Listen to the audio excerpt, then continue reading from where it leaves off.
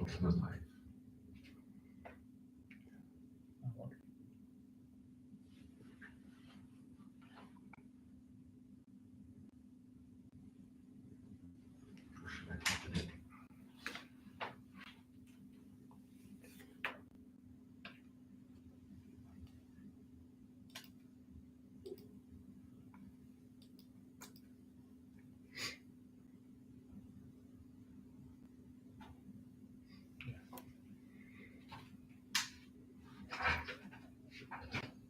The chat.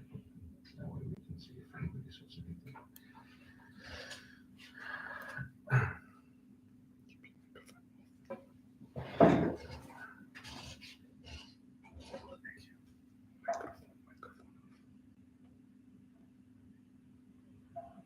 No, turn it off. Just let me know when it's ready. We can start. Well, first, actually, we should actually turn it on to see if you can actually hear us. Yeah.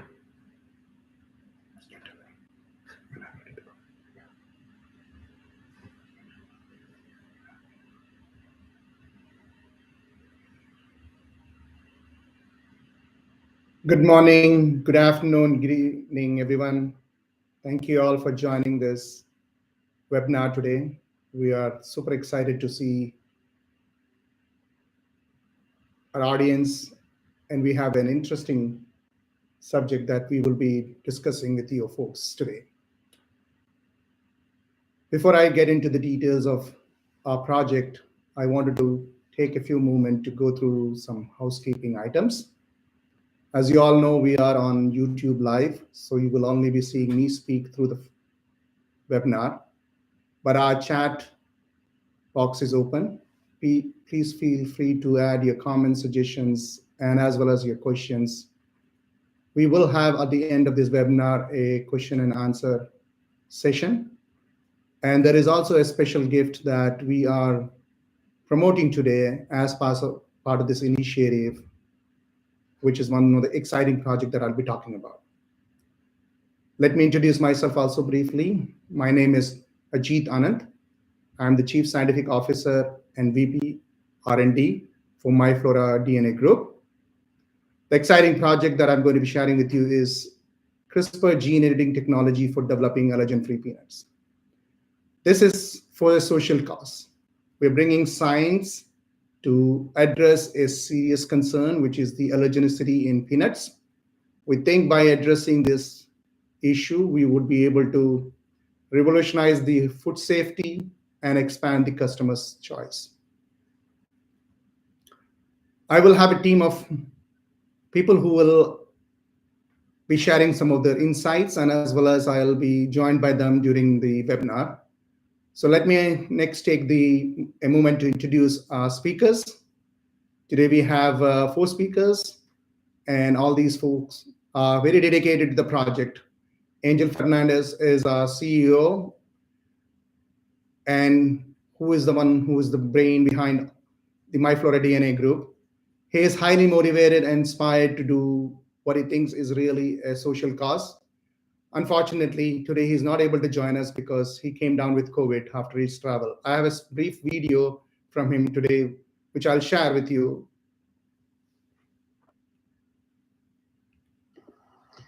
Hello, good morning. My name is Angel Fernandez, and I am the CEO of MyFlora DNA. I just want to thank you all for participating in this event. Actually, I had planned to give the seminar, but unfortunately, I got COVID. I came back from Spain last weekend, so I won't be able to share the same room as my colleagues. So I hope that you enjoy the event and that we can collaborate somehow in the future. Thank you. Bye. Thank you, Angel. Thank you for that beautiful introduction. And thanks. We really are excited that we'll have some great collaboration and partnership that we can develop today. Let me also now introduce Chandrakant and Arturo, who have joined me here in this webinar. Hi, this is Chandrakant Imani. You can call me Chandra. I'm the research scientist here who does the crop transformation part of the gene editing process. So excited to be here and would like to share our exciting new project. Hi, and I'm Arturo Ortega. I'm the principal molecular biologist on the team. And my work involves producing the vector constructs that we will deliver to the crops that Chandra transforms for the gene editing projects. Thank you, Chandra. Thank you, Arturo. Well, we are comprised of these eight individuals, talented people who work together to achieve some of the goals that I will be going through. Before I get into the details about the project, I also wanted to take a few minutes to introduce my colleagues in the R&D team, Riaz, Laureen, Jonathan, and as well as Marcus. These folks have a vast amount of experience both in the industry and academia. We have folks from UC Davis, UC Berkeley, who all have co-authored over 200 peer-reviewed publications. They do things that are really making this company a success. We have been able to launch new products, new solutions. We are so much customer focused that we know that our team is capable of doing things that we think is required by the community and the agriculture industry today. So not only we have 200 peer-reviewed publications, we have 30 plus patents published, of which 3 are granted. Many of our colleagues have spoken both at the national and international conferences. They also have experiences in wide number of crops, spanning from peanuts, like the row crops, peanuts, corn, wheat, soybean, and sorghum, and as well as some of the unique crops, vegetable crops like tomato, and a unique crop like cannabis. We also have experienced people who have worked with peanuts, and so we will see a story that really tells about what we are capable about in the gene editing field. Let me also take a few minutes to introduce MyFlora group of companies. MyFlora DNA is an advanced plant genomics company, which is in the interface of plant genetics and biotechnology. It offers cutting-edge technologies that is looking towards to find solutions for the growers, the breeders, and as well as the cultivators. We have insights in applying these discoveries into an enabling platform. That's where MaxGene Bioscience comes in. It's able to bring all these insights into and commercialize, provide some sustainable solutions and applications to our growers and our clients. Our ultimate objective is to use the CRISPR-based technologies to improve the agriculture productivity and sustainability by providing solutions from genetic analysis to commercially ready products. As part of this, we have 2 different companies, MyFlora DNA as MyFlora DNA Incorporation, which was the earliest company that we started, and I'll discuss about its journey in the next slide. This is a company which is purely providing solutions, genetic solutions, and DNA fingerprinting solutions for the cannabis industry. And the cannabis industry is one of the largest industries in California. That's where we started. Our roots go back to MyFlora DNA Incorporation. We recently started MaxGene Biosciences. MaxGene Biosciences is the pure play gene editing company. And we have unraveled a few interesting progress that we have been making in the MaxGene Bioscience organization. So let me walk you through the MyFlora DNA's journey. It was in 2019, the 2 co-founders, Hale and Javi, came together and thought about an idea of initiating the genomics capabilities of MyFlora DNA. So they launched this in a UC Davis campus in 2019, that is during the COVID period. They thought through the process, and when they officially launched the company in 2021, they identified that there is an opportunity in cannabis. As I was mentioning earlier, cannabis is one of the largest crops in California. In fact, it's the 6th largest crop in the US. We knew that cannabis was not getting the same level of attention and science-driven approach to address some of the serious problems that cannabis growers and cultivators were facing. A majority of the problems that were associated was around the diseases that cannabis growers were facing. And so this genomic service was basically to address a serious concern in cannabis, which is the hop Latin variety. It's a significant problem in the grow facilities. And that was the earliest thing that we did in 2021. 2022, we started really offering some genomic tools and genomic services. This includes the pathogen detection capabilities, which is the MF Detect, and DNA fingerprinting, so the clients know exactly the genetics that they were working with and the purity of the material they were having.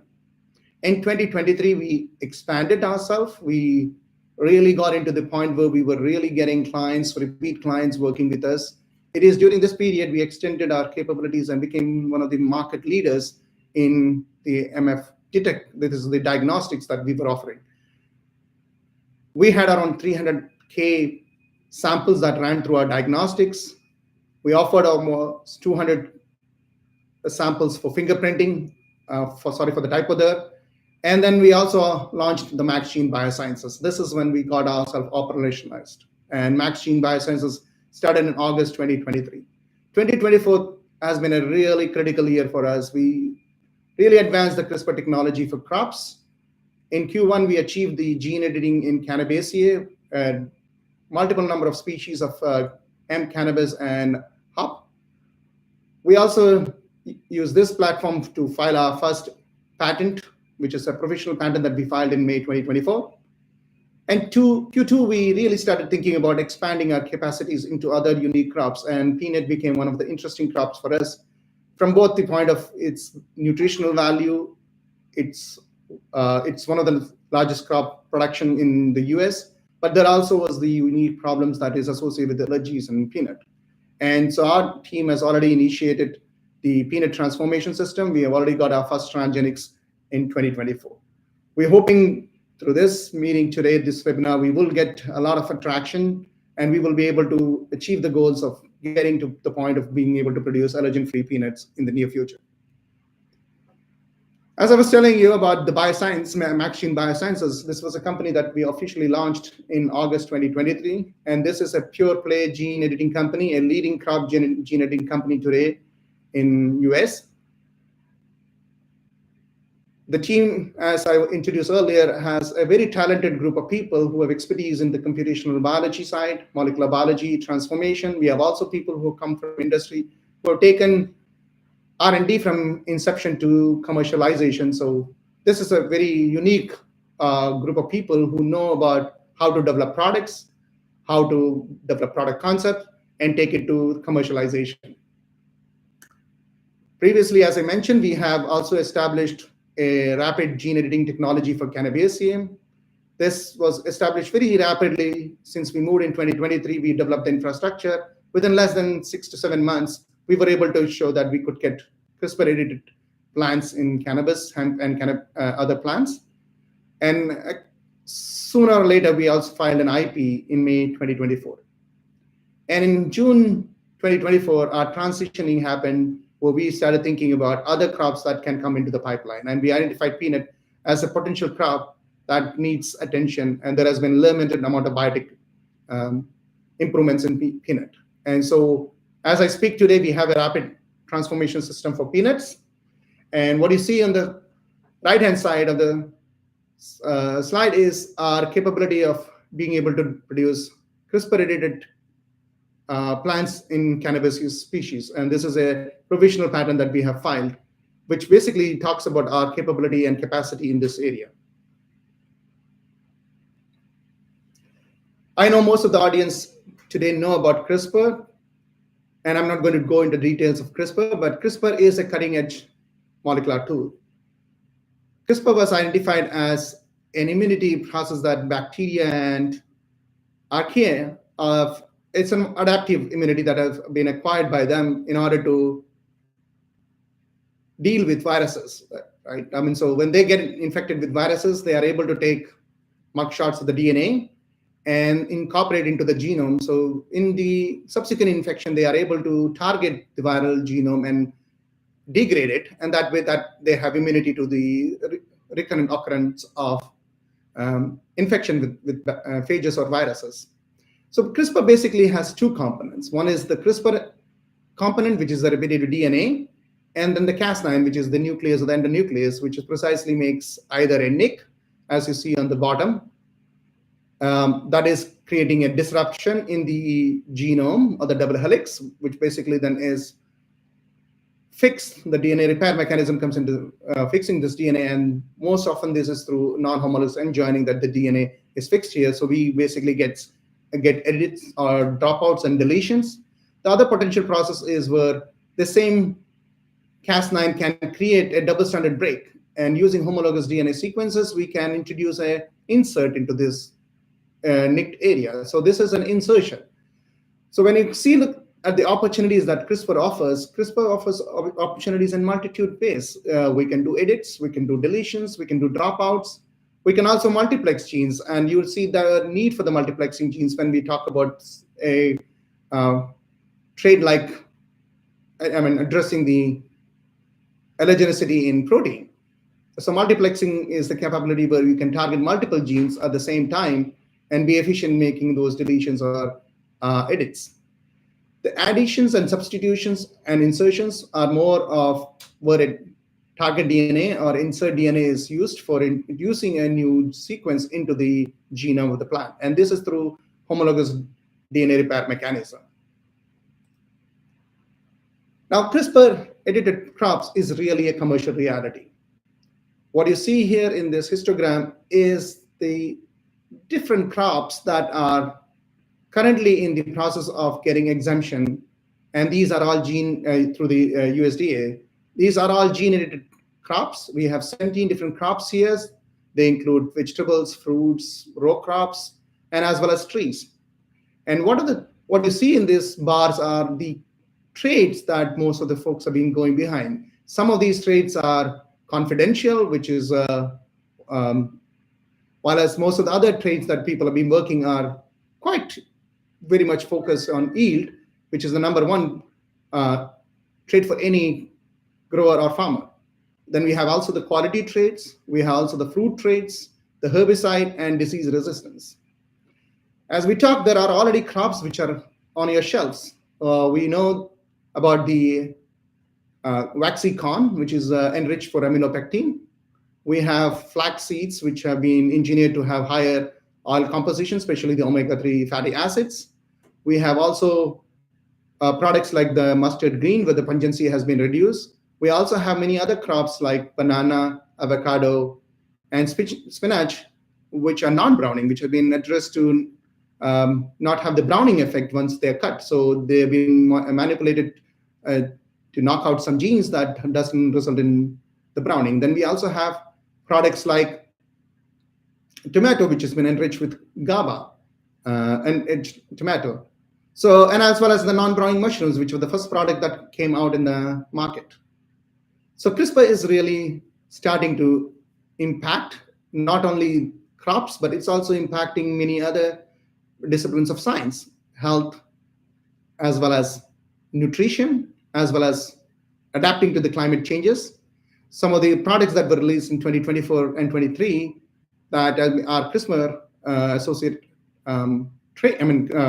solutions for the medicine has been how to how to work around HIV. We have CRISPR reagents that are being provided as solutions to sickle cell anemia or some simple blood disorders, but that can result in acute pain as well as, and sometimes it can be also life-threatening. So CRISPR has really started impacting the whole science. And we know that from 2012, when this technology was developed, to 2020, when the inventors were awarded with the Nobel Prize in Chemistry, the landscape has changed. We had around 127 publications in 2012. We had more than 15,000 publications in the next 12 years. So things have changed a lot. And CRISPR is one of the most advanced technology, the biggest invention or discovery of the 21st century. And we are proud that we have a team of people who know how to use CRISPR for the benefit of people. So let me switch to telling you why we are so interested about peanut. Peanut is not really a nut. It's actually a legume. And many people misunderstand that peanut is actually a nut. But peanut is a very nutritious legume, and it's a highly economically important crop. In fact, US is the 7th largest producer of peanuts, and we have almost $1.5 billion peanut industry, peanut crop production in the US alone. And it is the 7th largest crop in US production, while US is the 4th largest producer of peanut globally. Peanut is an excellent source of energy, proteins, antioxidants, and fiber. So both there is health benefits and as well as industrial uses, which is used in feedback, food, feedstock, food, fiber, oil, fertilizers, wastewater treatment, and plastics.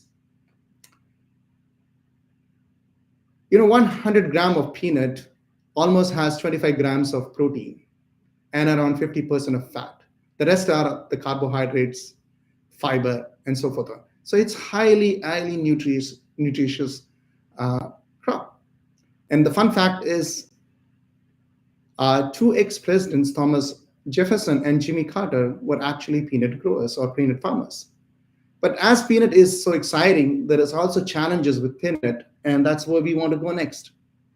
One of the serious problems with peanut is the allergy, the elicitation of allergy in both kids and adults. Peanut allergy really impacts over 3% of the US population. We know almost there are 10 million kids and adults who have peanut allergies. So it's one of the most serious food allergies that we have in the US. And this food allergy, the peanut allergy, is elicited by certain proteins, and which are quite different in its composition. If it is not addressed immediately, it can be a life-threatening condition. And anaphylaxis is one of the common response to acute peanut allergy, and which requires the immediate dosage of ephedrine. And this is almost costing us $1 billion annually. So I hope you understand that why we think peanut allergies is a serious concern and how we want to work together to address this major issue that we have with peanuts. Let me walk you through the different proteins. As I said, there is diverse types of proteins that really elicit peanut allergy in humans. What you see here is the different types of proteins and the structures which have been already elucidated. They are predominantly classified as storage proteins, metabolic proteins, and some other proteins which have defense-related responses in plants.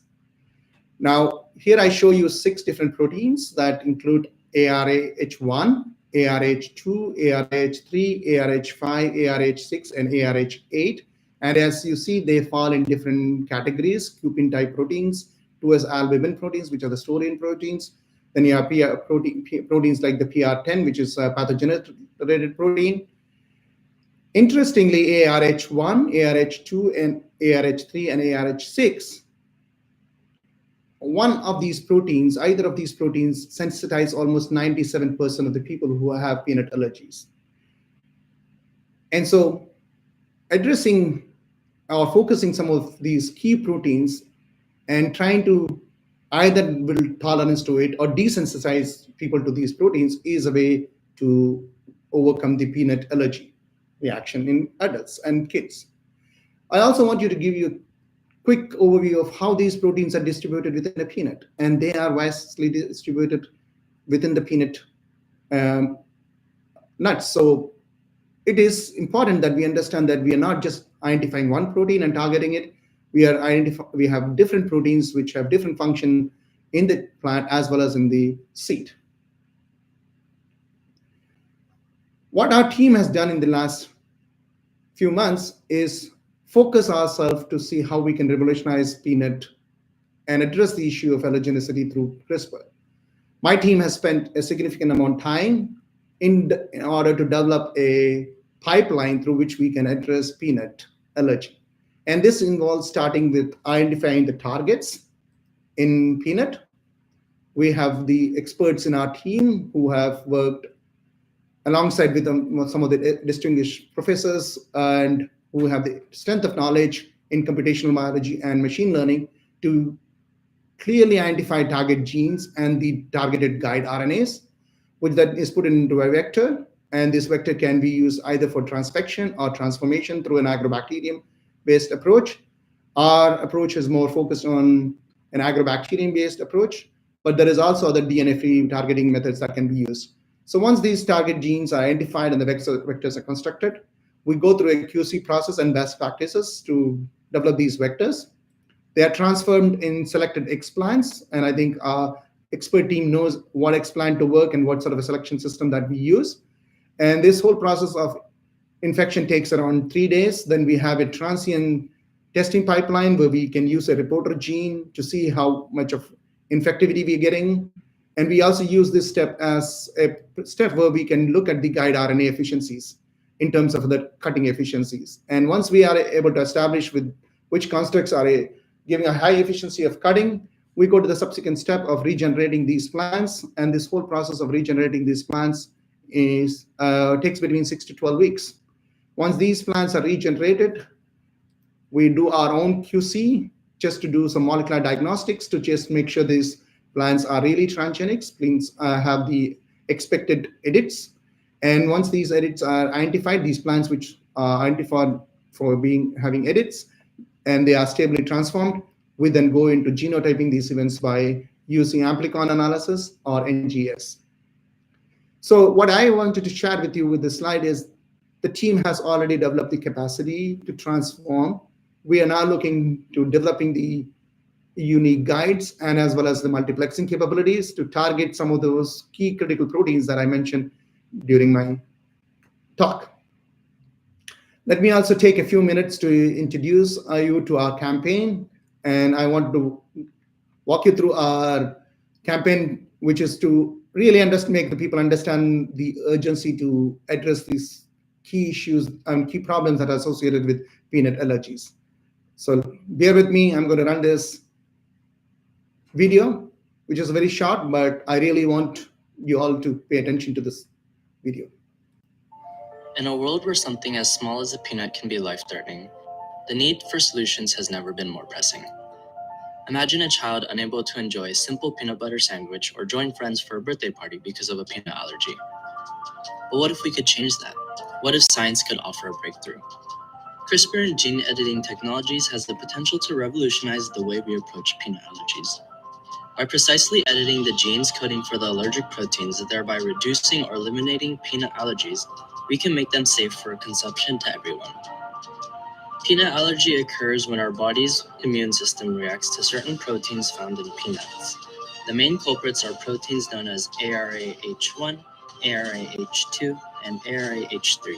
For about 1 to 2% of the US population, these proteins can trigger an allergic reaction. In some cases, this can lead to anaphylaxis, a severe and potentially life-threatening condition. Anaphylaxis requires immediate medical attention. Tragically, about 13 deaths are recorded every month in the US due to complications from anaphylaxis. The CRISPR gene editing technology will target the ARAH allergens that create gene deletions or knock out the genes responsible for allergenicity. We need your help to make this a reality. We're launching a crowdfunding campaign to fund further research and development of CRISPR-Cas9 technology for peanut allergies. Your contribution will directly impact the lives of millions of people worldwide. Together, we can turn the tide against peanut allergies and unlock a future where everyone can enjoy food without fear. Join us on this journey. Together, let's make peanuts safe for everyone.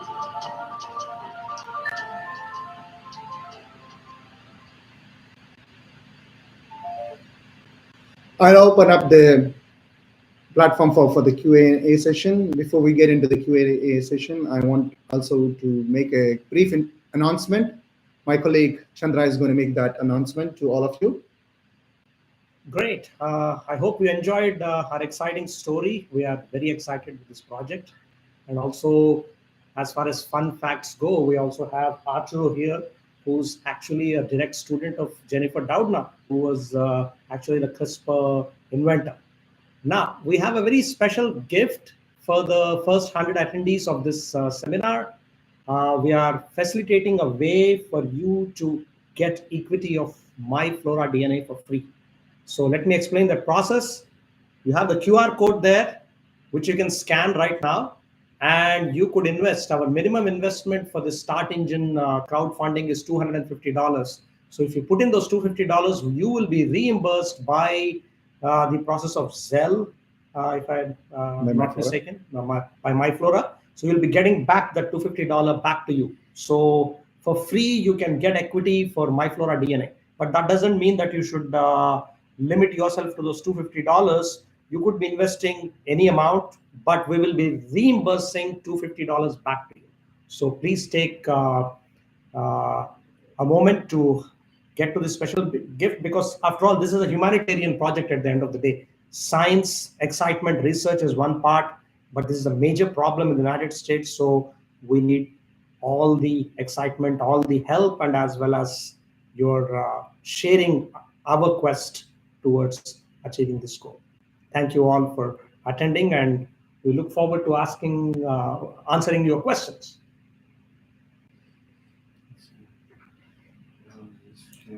Okay, so we already have the first question coming up by Dinah, who's asking, hello, is this GMO?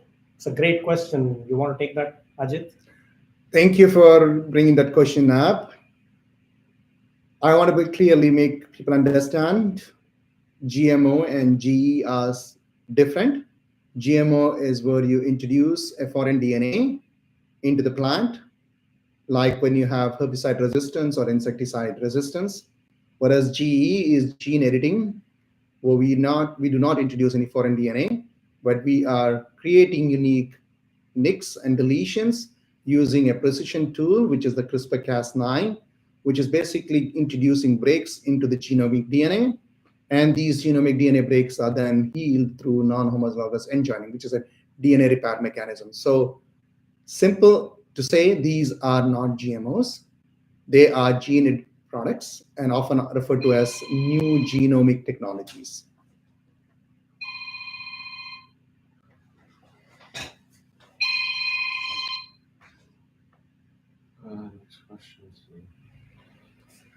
So the next question is from Astro. He's saying, are you using Cas9 or Cas12a? Ajit. Our current work is all using CRISPR-Cas9. So we're open to it in the future. But we are obviously open to trying different other nucleases. Yeah. But as of now, we are focused on ourselves for the proof of concept using the Cas9. And Sachin Rusty is here. So Sachin is if I'm not mistaken, is the assistant professor who's actually a peanut researcher. So thank you, Sachin, for coming and attending this webinar. He's asking a very important question. Is the primary objective of the research to eliminate the immunogenic proteins or to modify them? First of all, thank you for asking that question. I think there is a logical approach to both of it. Our idea is to first address by changing those, by just changing the protein and see if that protein by itself, by knocking down that protein, then do we really get, we address the allergenicity. Maybe that may not be necessarily the way to do. So we may have to change the epitopes, or we may have to change the protein and reintroduce, or knock down the proteins and reintroduce a protein that's not allergenic. So we don't know the answer at this point. The objective overall is to see whether we can mitigate or we can reduce the allergenicity and over the time get a complete allergen-free peanut. Okay. So it's going to be a systematic way of looking at it. And I think that's why this is a very interesting project. Juana here is asking, why did you choose peanuts instead of any other tree nut? Very, very much thankful for asking that question. That's an interesting question. Obviously, I think we knew this is a huge humanity problem. Peanut allergies are the things that we have seen, at least I have seen my friends and their kids having faced with the challenge. There has not been too much of a biotic, peanut biotic interventions to address this issue. And so this is a great opportunity to work with a crop like peanut. Second thing is this is an annual crop. So anything that we do, we can see the results very quickly. And as I said, this is one of the 7th largest crops in the US, which is around 51 million metric tons annually produced. So there is a huge need for such a solution, and the amount of people who are prone to allergen allergicity with peanuts. And again, they vary by geography and as well as by the amount of consumption. So peanut looks an attractive crop for the reason, aforementioned reasons. So that's what we decided to work with peanuts. Yeah. And Anhel here. Thank you, Anhel. Though you are still going through the COVID quarantine, you're having an active participant. We thank our very motivating CEO here. He's adding to this answer here. He says that peanut is a shorter life cycle plant, and almonds and walnuts have longer life cycles. So those are tree nuts. So Yeah. peanut can be. So thank you, Anhel, for that. We have here Malesham, and hello Malesham. He's a very good friend of mine. He's like, which explant and what is the transformation efficiency you achieved? It's too early to say that, but again, thanks for putting that question. We have just started that work. It's too early. We have a pretty rapid process of doing transformation. Let me put that way. Our efficiencies are quite good, but we haven't tested lots of different types of cultivars. So I wouldn't make any preempt, statement, but we have a very efficient and robust system to transform peanuts. AstroPup 2001. For multiplexing, are you intending to do serial editing or simultaneous editing? The way I would approach it is in multiplexing, I would try to target multiple genes at one shot. So rather than trying to do serial editing and crossing, if I can get like the major food proteins that I talked about in a single edit, I think I save a lot of time and resources. David Alonso, he's thanking us for the webinar. Pleasure is all ours. David, thank you for attending. His question is, are you focusing on a specific variety of peanut or all types? We are open to testing different types of cultivars of peanut. For the proof of concept, maybe we focus on one or two, but I think what is going to be ultimately decided is working with elite germplasms and working with breeders and farmers who know that what is the next crop that they would grow in the soil. So we are more commercially driven. We want practical solutions. So that would be the way I would approach it. Well, we are waiting on questions. We can wait for some more minutes, but again, let's first thank everybody for attending. It's very good. And again, I wanted to encourage everybody. We have a great opportunity. We are working for the social cause. This is a humanitarian requirement. We know many of us have families and friends who have faced the peanut allergy, which is a serious concern in the US. When I talk about around 3% of the population having peanut allergies, it is a timely effort for us to use some of the advanced technologies like CRISPR-Cas to see if we can address this problem. And the motivation for us is to provide science as a solution, science for the humanity, while also making sure that people who face with these challenges do find a way to mitigate or desensitize themselves. So please do join us in our efforts and voluntarily contribute to the cause. The QR code is here. We will, return the favor by giving you your first $250, which you contribute to this project. So it's an equity in a growing company, a company that has a mission and is advancing in the space of gene editing. Nick Rutley has just dropped in. He said, how do you intend to quantify allergenics of the edits you develop? We are way far from it at this point. But yes, there will be a roadmap for us to go through this whole process where we will do biochemical analysis and we will run all these analysis to make sure that we don't have the proteins that we are not interested in. We'll also have clinical trials done with those. So it's a good question. We are not there, but we have a good roadmap to get there.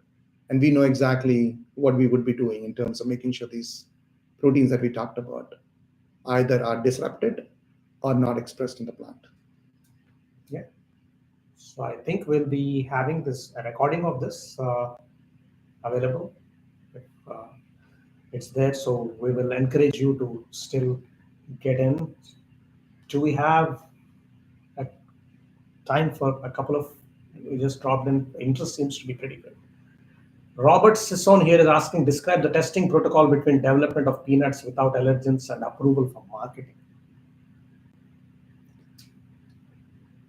I would say I'm not the expert to discuss about that. We would have our commercial pipeline of teams who will discuss about it. But that's a valid question. I think it is something that we are already thinking about, and we know that we will have to address that. There is. Yeah, go ahead. So one last question is Likhindra Rian. He's asking, please suggest an approach beyond transcriptomics and metabolomics to directly identify an uncharacterized gene having a large number of multi-gene family members in a crop. I think the most recent thing would be the NBLLR. This is a polygenic trait that we recently came out that has been published, which is involved in the disease resistance. So they've shown that by knocking out the multiple copies of NBLLR, we still are able to see an increase and decrease resistance. So it's more of an approach that is more science and machine learning driven, because we can module these days potentially what pathways and how that would impact on a cell, individual cell. So understanding those things are very critical. Transcriptomics and metabolomics, all the genomic tools are great, but we are advancing to the world where we have machine learning used to understand even more practical implications, and I think that's really changing the pharmaceutical landscape today. Well, I guess we should end the presentation now. Thank you again for all those who attended. We really need the motivation and support to keep this exciting project forward. So thank you all. Again, thanks for joining this webinar. We are super excited that you took time to come and join us. Again, this is a very interesting and exciting project. We are in a journey, and we would love to have you all join us in the journey. So thank you once more, and have a great day. thank you.